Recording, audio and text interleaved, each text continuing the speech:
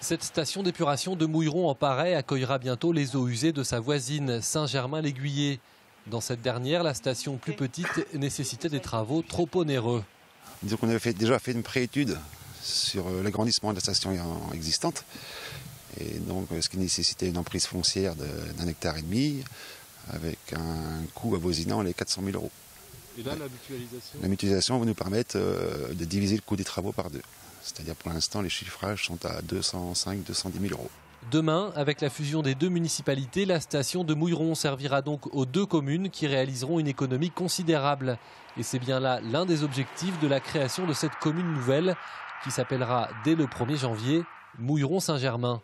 Tu vois, là, on a vu pour la mise en œuvre d'un ordinateur. Ce bureau flambant neuf accueillera début janvier la secrétaire de mairie. Une mutualisation du personnel qui permettra éventuellement de plus larges amplitudes horaires pour les 2000 administrés de la commune nouvelle.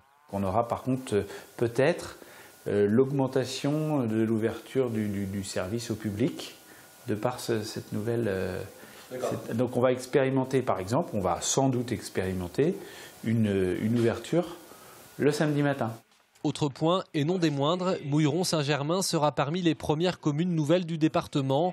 Une fusion qui aura donc valeur d'exemple. On y va un petit peu aussi avec conviction et à tâtons.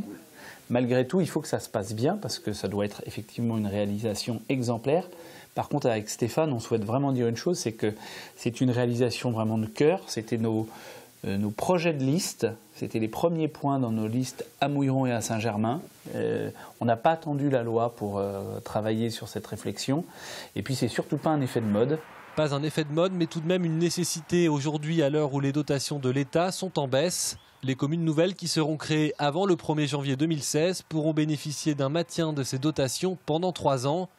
Si ces deux communes n'avaient pas fusionné, elles auraient subi une perte estimée à 300 000 €.